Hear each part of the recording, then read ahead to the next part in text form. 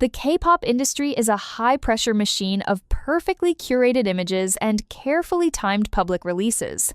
Fans see the polished performances, the high-budget music videos, and the scripted variety show interactions. But behind the scenes, the reality of life as a trainee and eventual idol is shaped by years of quiet struggles, rigorous training, and decisions that never make it into official press releases. For Stray Kids, one of the most commercially successful self-producing acts in music history, the narrative has always focused on their creative control and close-knit brotherhood.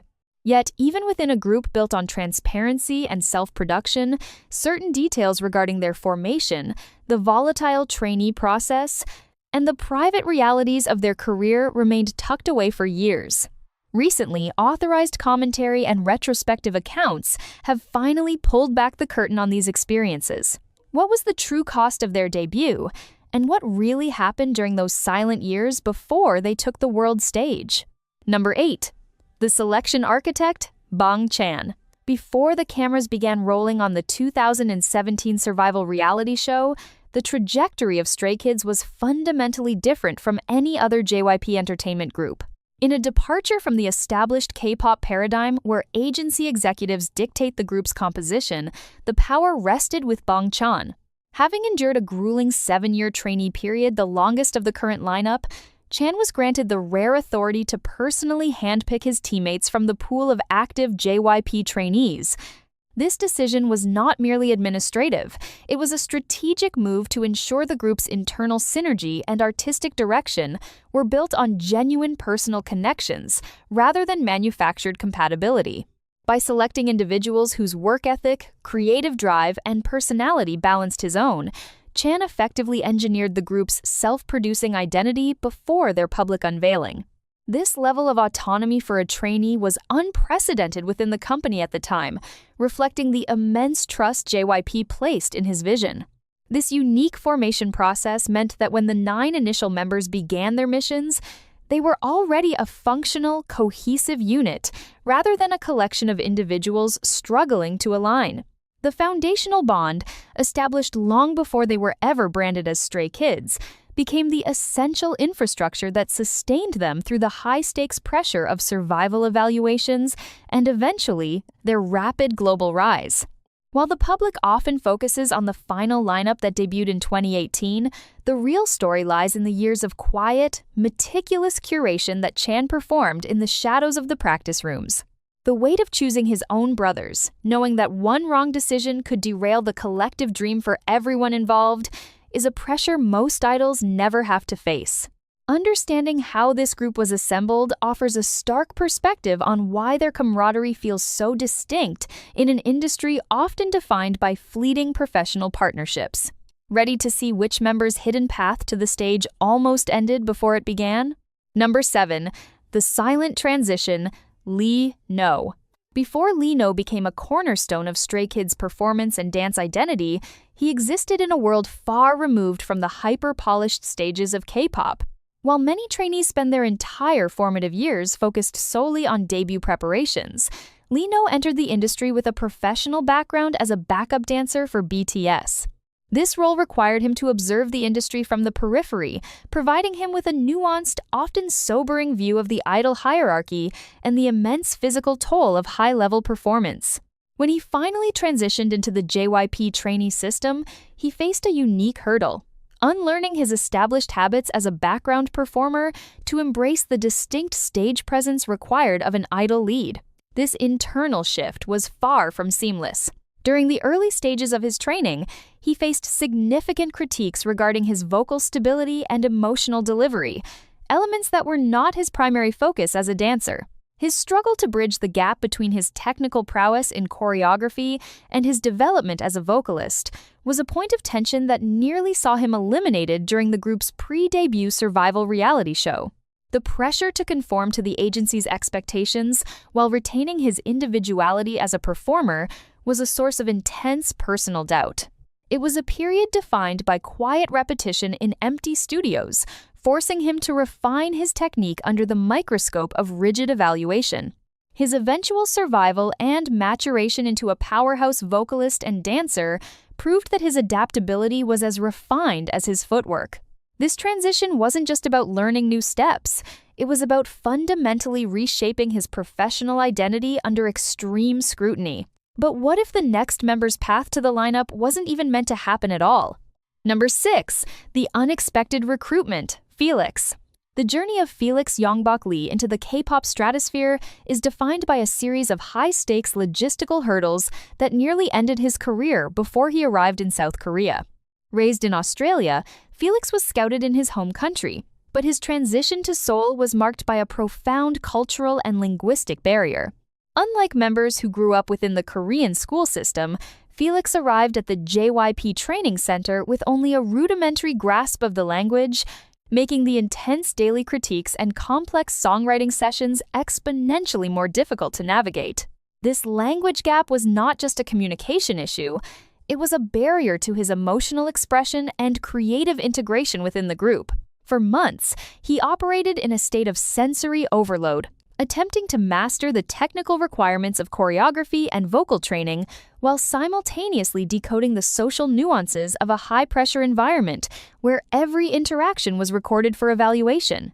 The strain was visible, and it culminated in his temporary elimination during the group's pre-debut survival program. The decision to remove him was based on his struggle to maintain consistency in both language and stage performance.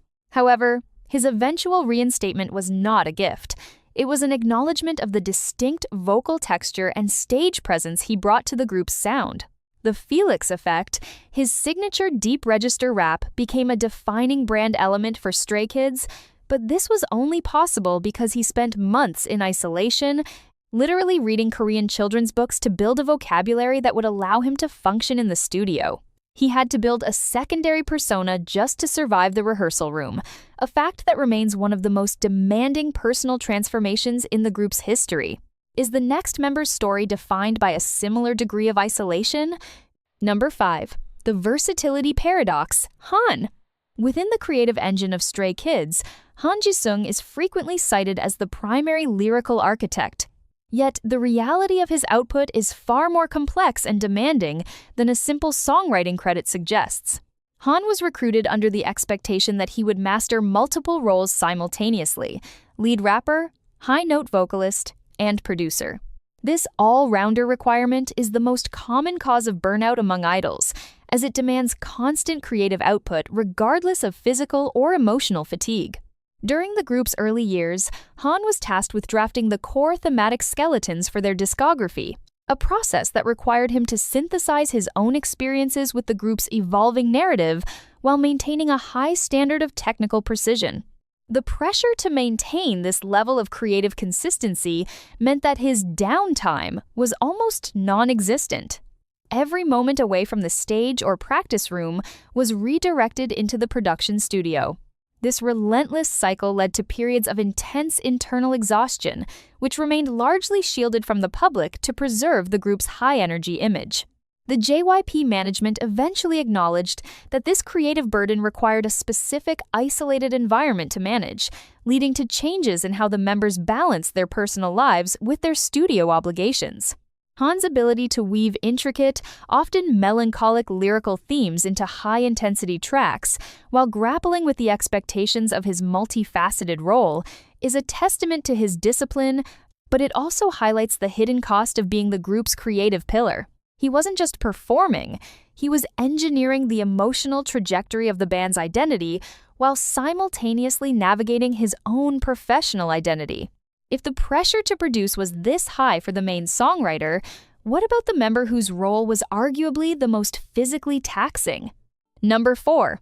The kinetic anchor, Hyunjin. In the hierarchy of K-pop performance, the lead dancer is often tasked with being the visual focal point, a role that demands absolute technical consistency even when physical reserves are depleted. For Hyunjin, this role was further complicated by the fact that he entered the JYP training system with essentially zero foundational dance experience. While his peers were honing established skills, Hyunjin was forced to fast-track his physical development to meet the professional standards of the company. This catch-up process was not a gradual evolution. It was a grueling, daily confrontation with his own physical limitations. During the early years, His practice schedule was significantly longer than those of his peers, as he pushed his body to mirror the fluidity and precision of veteran trainers. The physical toll was profound, leading to recurring injuries that he frequently masked to maintain his place in the performance lineup. Beyond the physical strain, Hyunjin had to navigate the immense psychological pressure of being marketed as the group's visual, while simultaneously fighting for legitimacy as a dancer among peers who had trained for years. Every flaw in his movement was magnified by the camera, and every rehearsal was an exercise in self-correction. The public rarely saw the hours spent in the dance studio alone, nor the recovery sessions required to keep him standing under the blinding lights of arena tours. His development from a novice to a performer capable of leading complex, high-intensity choreography is a case study in raw, uncompromising physical discipline. He had to build his craft in real time, under the scrutiny of an audience that expected perfection from day one. If the physical demands on the dance line were this extreme, how did the vocalists reconcile their own pressure? Number 3. The vocal technician, Seungmin. The role of a lead vocalist in a self-producing group often feels less like artistry and more like a high-stakes engineering task. For Seungmin, his trajectory was defined by an obsessive, almost clinical approach to vocal maintenance. While Stray Kids built their reputation on aggressive, genre-bending rap and electronic production, Seungmin was tasked with providing the melodic anchor that allowed those abrasive soundscapes to function as radio-friendly pop. This required him to essentially act as a sonic bridge, constantly recalibrating his vocal tone to match the varying, often volatile demands of the group's rapidly changing musical direction. Unlike performers who rely on a singular, signature style, he was expected to be a chameleon, shifting from delicate balladry to the strained, high-intensity belts required by the group's title tracks. This professional flexibility came at a significant cost. A rigid, almost monastic daily routine dedicated entirely to vocal cord health and technique. He famously maintained a strict regimen of humidity control, vocal rest, and physical conditioning, often avoiding the social activities that his peers engaged in to protect his primary instrument. There was a constant underlying fear that a single misstep in his technique or the inevitable wear and tear of a world tour would jeopardize the structural integrity of a song. His quiet presence in the behind-the-scenes footage is often misinterpreted as reservation, but it was actually a calculated effort to conserve his resources for the hours spent under the studio microphone. He didn't just sing the tracks, he had to guarantee they were technically viable, a responsibility that turned the recording booth into the most stressful location in his professional life. If the vocalists were this guarded, what about the member whose role spanned the divide between performance and production? Number 2. The rhythmic foundation, Changbin. In the complex architecture of Stray Kids production, Changbin functions as the rhythmic heartbeat of the group.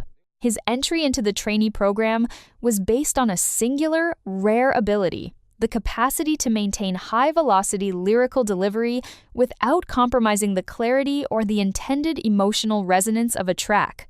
While the group's sound is known for its abrasive intensity, it is Changbin's technical control over his cadence and breath management that keeps these tracks from descending into chaos.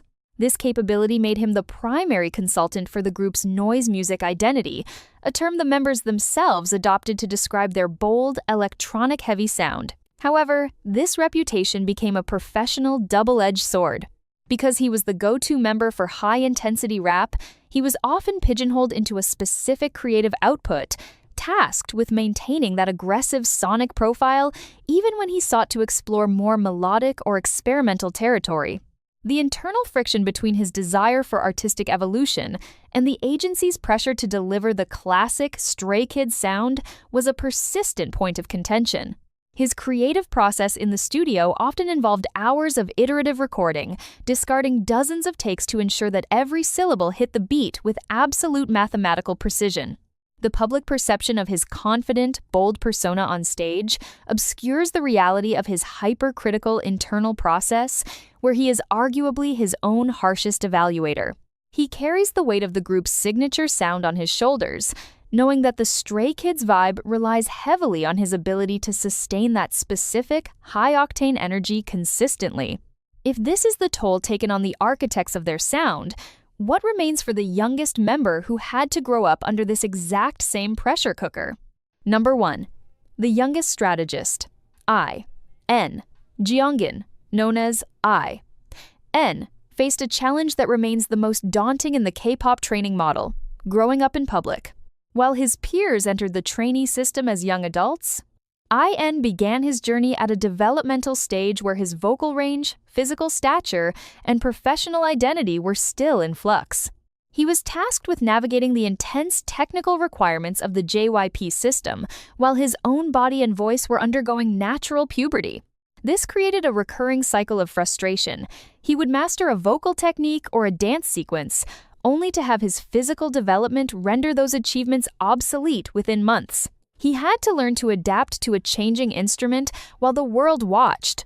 This forced him into a state of constant, rapid adaptation that could have easily stifled his growth. Instead, he utilized this period of instability to become the group's most observant student. He spent his early years analyzing the habits and techniques of his older, more experienced teammates, essentially reverse engineering their success to find his own place in the group's hierarchy. The emotional weight of this process was substantial. He was not just learning to be an idol, he was navigating his adolescence under the constant pressure of a multi-year, multi-million-dollar project. The public often sees his evolution from the shy, youngest member to a confident, central figure. But that transformation was the result of a rigorous, conscious effort to mature at an accelerated pace. By the time he reached adulthood, he had already surpassed the professional development of most of his peers, having essentially lived multiple lives in the span of a few years. His journey is the final piece of the Stray Kids story, completing the narrative of a group that was not born, but meticulously built. The narrative of Stray Kids is often distilled into the viral success of their discography, but the reality is far more granular. What emerged from the JYP training system was not a pre-packaged product, but a group defined by the intense, often solitary labor of 8 individuals who had to navigate personal evolution under a global spotlight. From the Stratodo Wado Your Courage Trummet, from the strategic curation by Bang Chan to the accelerated maturation of I. And their journey highlights the immense internal cost of maintaining creative autonomy within an industry built on rigid structures. These secrets, long kept behind the closed doors of practice rooms and recording studios, clarify that their sustained dominance is not the result of luck, but of a calculated, relentless adaptation to the pressures of their own making. By pulling back the curtain on these experiences, we see that the true Stray Kids story is a study in professional survival and the weight of artistic ambition. As the industry continues to evolve, these accounts offer a necessary look at what truly happens when a group is empowered to build itself from the ground up, proving that the most significant breakthroughs are often the ones made in the quietest, most demanding moments.